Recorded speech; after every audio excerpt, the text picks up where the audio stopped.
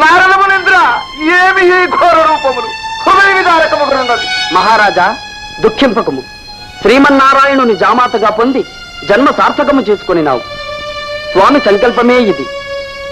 భూభార నివారణార్థము కలియుగమున ధర్మమును పునరుద్ధరించుటకు స్వామి ఈ రూపమున కలియుగాంతము వరకు ఇచ్చటనే ఉండగలడు. స్వామిని సేవించి మానవులు పాప విముక్తులై తరించగలరు. రాకుమారా, నాయన బావగారికి ఒక భవనమును నిర్మించి ఇచ్చేదనని అక్క పెండ్లి నాడు మాట ఇచ్చినావు గదా. భవనము అప్పుడు కాదు, స్వామికి ఇప్పుడు అవసరము.